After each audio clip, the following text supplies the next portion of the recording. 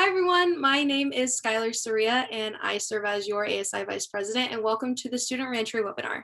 Joined with me today is the incredible Dr. O. Hey, everyone. So before we get started with all the questions that you have, I just want to keep in a reminder that this information is accurate and up to date as of May 10th, 2021. We learn about new information every day and we're provided updates all the time from the state and the county, but this is the most current information that we have and that can be found on our website, which is coronavirus.fullerton.edu. Nice, Skylar. What a website, huh? I know, right? Such a great name. All right. So there's a couple of questions that were submitted through the CSUF students account. And so I think you've got a list of those, Skylar. I'm ready. Let's go. Yes. All right. Let's get started. The first one is, will the rec centers be open in the fall? Yes, as you know, our Student Recreation Center and our Titan Student Center are operated thanks to ASI, so our Associated Students Incorporated.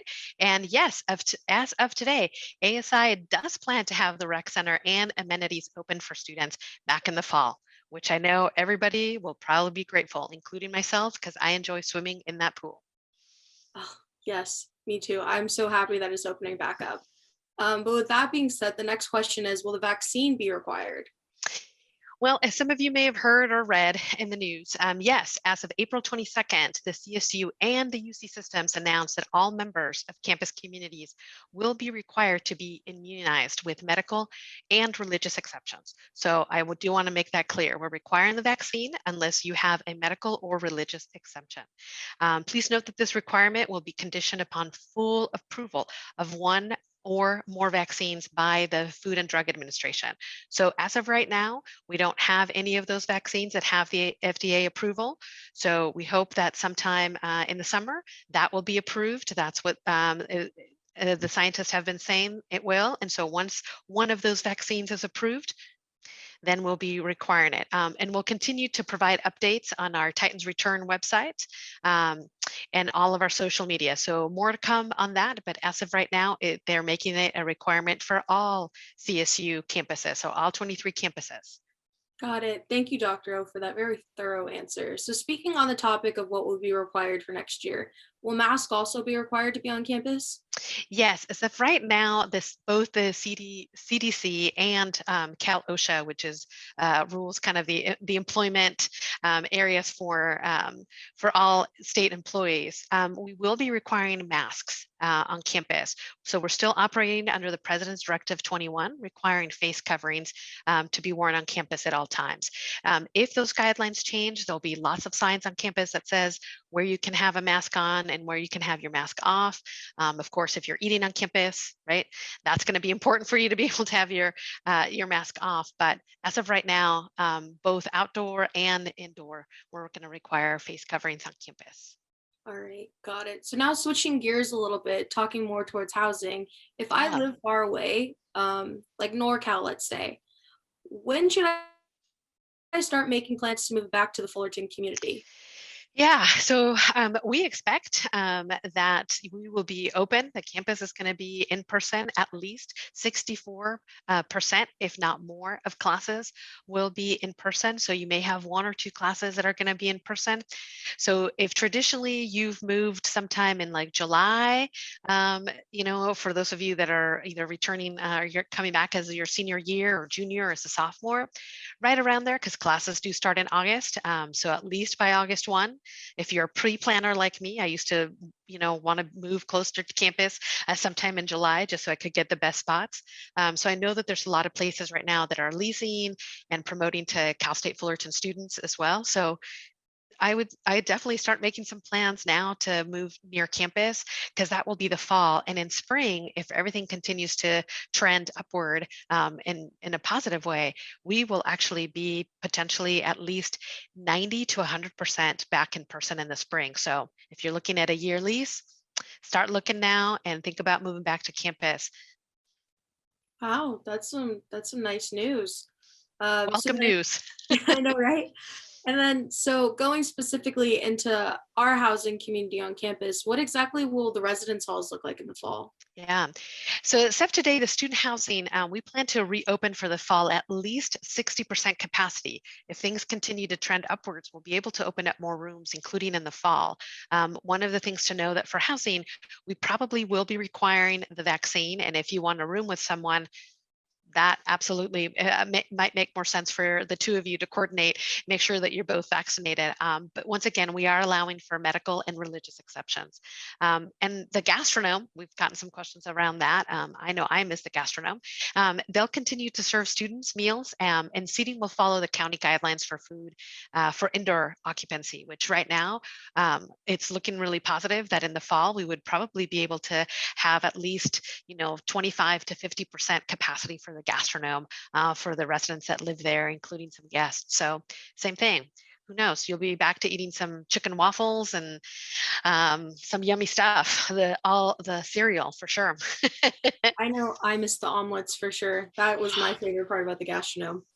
The omelets. Oh, yeah, true. That that if you're gonna go to the gastronome, go for breakfast. That's the best thing there. That is the best meal. I'm Um, with you on that one. right? So good. But one question that I think we got a lot of was, will professors be taking students' temperatures when they enter the classroom? Yeah, and no, professors will not be taking your temperature when you come into the class, but we'll have some mitigation measures to ensure safety. For example, if we still have some physical distancing that have to take place, you might be a little further apart from your classmates than you were used to. Of course, masks will be required for classes, and we'll be requiring regular testing for students, faculty, and staff if they don't have the vaccination. And of course, we'll continue contact tracing. So that means that if somebody in your class had COVID or you might have been exposed, you will get a notice that says that you might have been exposed to COVID. If you're vaccinated, there's a little less worry there. If you're not, then you might have to take some precautions. And we'll be very clear. We won't tell you who that person is, of course, because of their medical privacy, but you will know if you had been exposed, and you can take, whatever measures that you need. And get a full email from the dean of students that will tell you exactly what needs to happen. And of course, masks will be in class. I want to make that clear because some folks have asked, and so I want to underscore that. No, that is very important information to know. So you sort of led into my next question, which was specifically about COVID testing and how that will look like on campus. Yeah, so because we are going to require folks to either have the vaccine or have an exception, those folks that have an exception will still have to get tested. So our student wellness will be offering the free rapid COVID testing to Cal State Fullerton students free of charge. And that's actually happening right now too. If for whatever reason you would like to get tested, you can schedule an appointment and you can call the health services and they'll assist you in scheduling.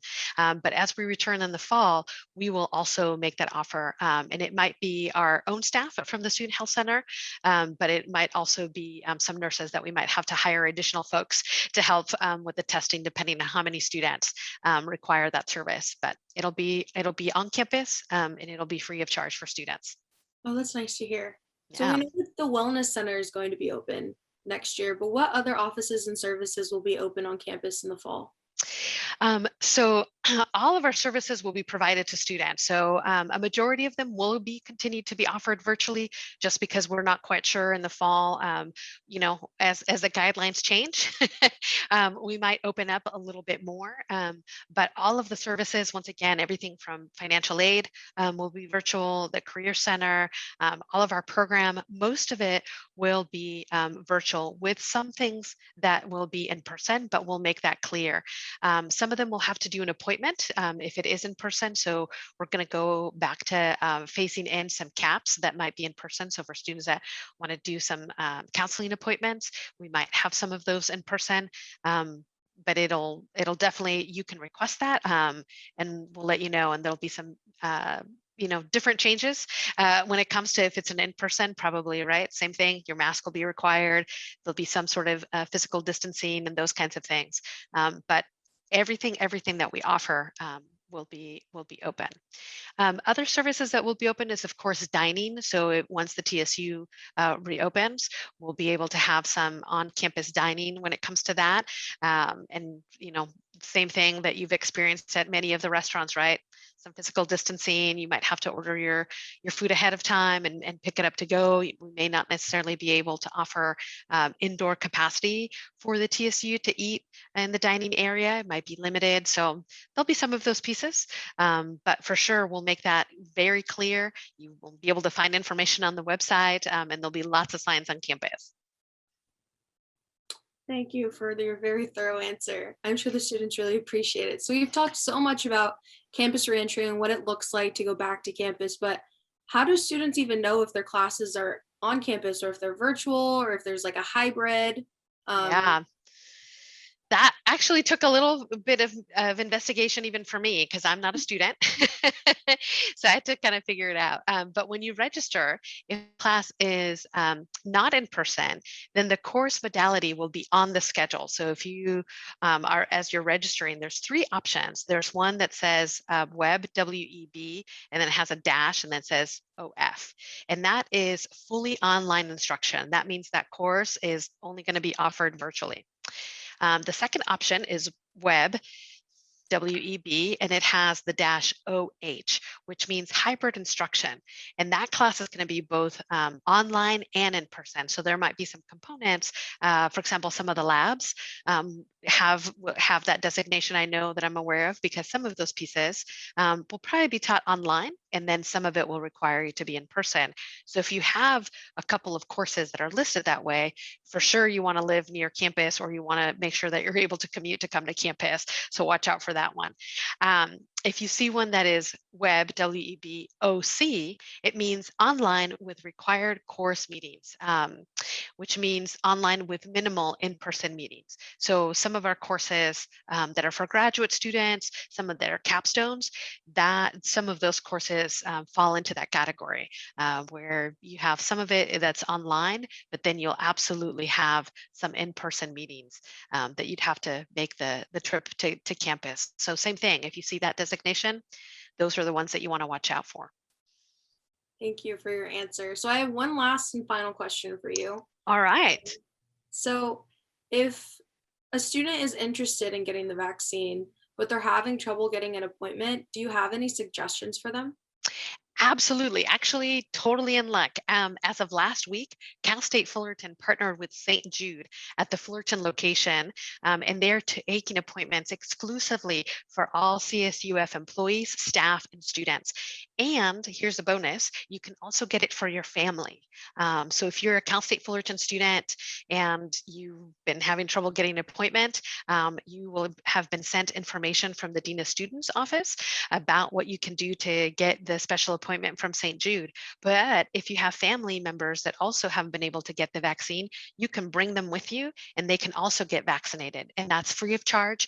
Absolutely nothing that you need to do in terms of payment or anything. And you can visit the Titan Return website and it has a link there for students to register, which is great. And they have lots of appointments, lots of availability. So if you haven't gotten around to it and you're like, I don't want to bother with testing later in the fall, and you want to be able to, have a little bit more freedom, absolutely, strongly recommend the vaccine, and you can do it. We have it especially for Cal State Fullerton students. That's so awesome to hear. Um, so those were all the questions that I had. I wanted to say thank you so much for spending your afternoon with me for our Student Rancher webinar. And do you have any last things you'd like to add? Yeah, just a reminder that, this is Skylar, you mentioned it at the very beginning. The guidance changes almost sometimes every day. And this is, the best information that we have as of today, May 10th, 2021. We will be doing these re-entry updates at least a couple more times over the summer. And as things changes, please be on the lookout for, if you're a student, be on the lookout for emails from the Dean of Students office that talk about re-entry. It'll give you detailed information information. As we continue on, we'll send out information about, parking. We'll send out information about what if I only need to come to campus a couple of times, those kinds of things.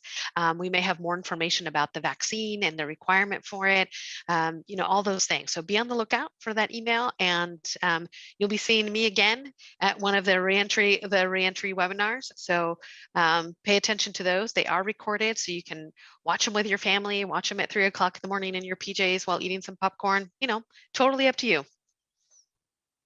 Got it. Well, thank you so much again. Those are great ways to watch this. So this has been our very first student reentry webinar. I hope that you all enjoyed it, and we can't wait to see you soon and back on campus. Till next time, Titans. Yeah, Bye. next time, Titans. Bye. Thank you, Skylar. Of course. Thank you. Bye.